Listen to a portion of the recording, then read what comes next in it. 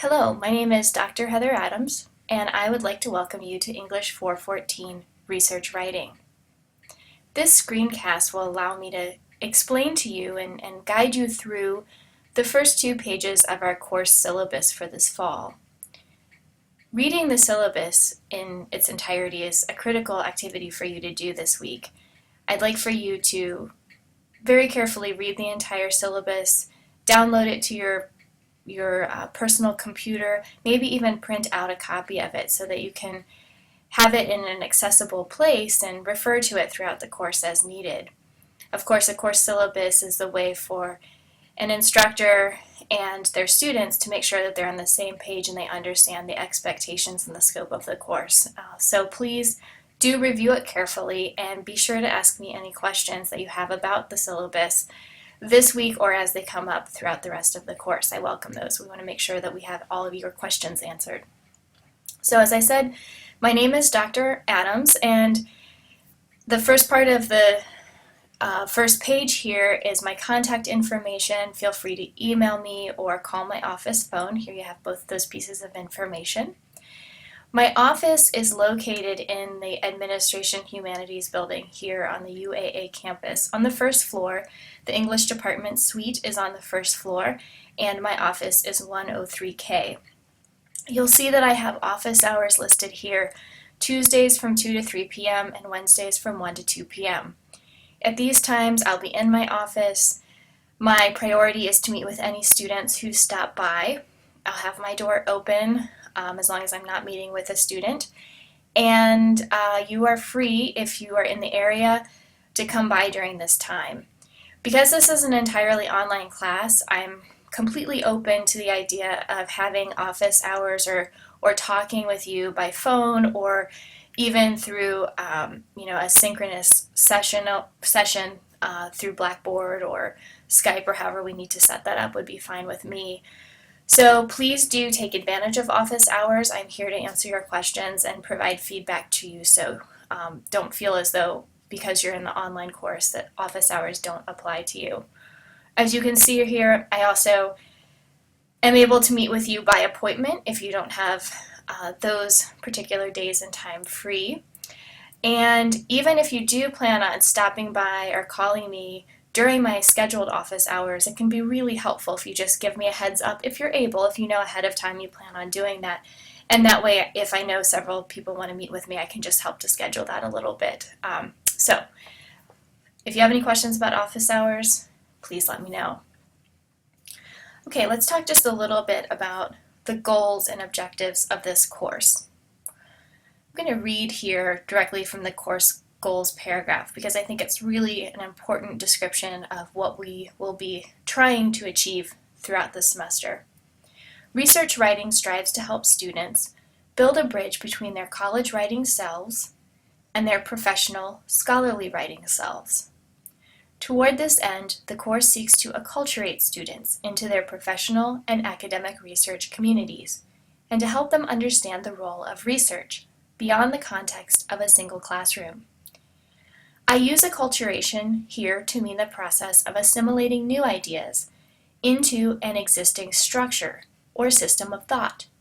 In addition to this process of acculturation, the course also strives to help student researchers integrate their own life experience and traditions into the normative practices of a particular academic and/or professional discipline.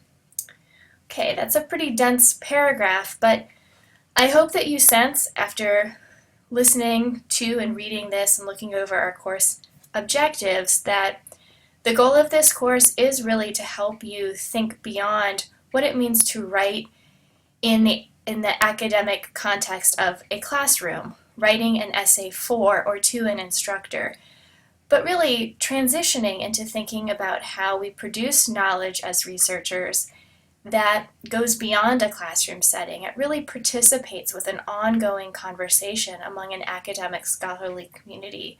That's a pretty big shift to make, and that's exactly why this course is being offered, because it's helpful to have guidance in making that shift. It's kind of 2 totally different ways of thinking about writing, the purpose of writing, the way of writing, the goals of writing.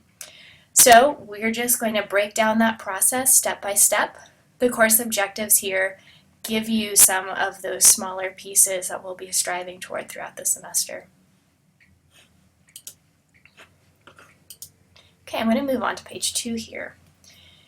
There are a variety of course activities that we'll be participating in this semester and goals that we'll be trying to work toward.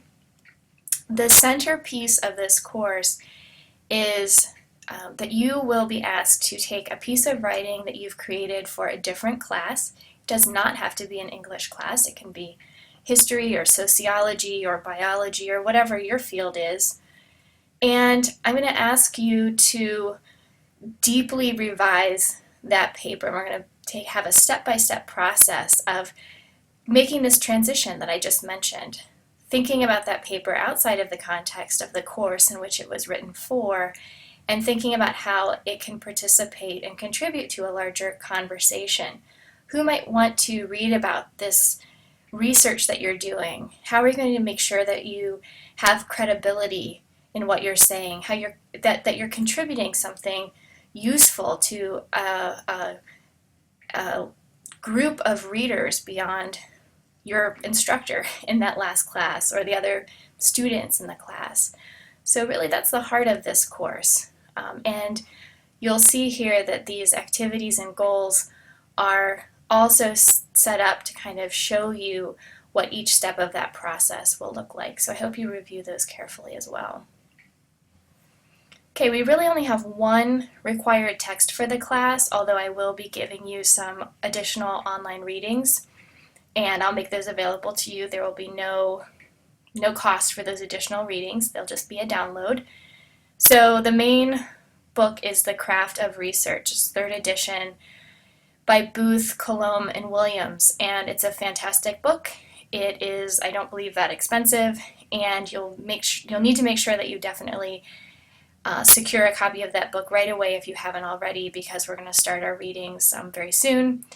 And it's a book that I think that you will find very accessible and very useful. I used it in my undergraduate work. I used it early in my graduate studies. I think it's an invaluable resource, and that's why we chose it for this course. So I'm excited that you'll be able to use that.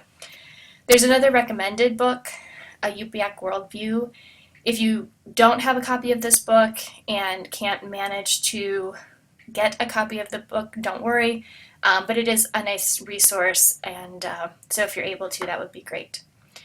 You can look over the required technical competencies that I've listed below. I don't imagine that you'll have many problems with these competencies, but please let me know if you do. I will tell you that we'll be using VoiceThread this term, and it would be great to know if you've used VoiceThread before, or if you haven't, if you want to communicate that to me, that's fine. It's a very easy program to use, and so I don't think that you'll have any problems with the program, using the program. It's very, very simple. But of course, if you do, or if you have any questions, you can address those to me or to IT services if it's something that's a bit more technically oriented. Okay. Great. That's the end of this screencast. We'll go on to course policies next.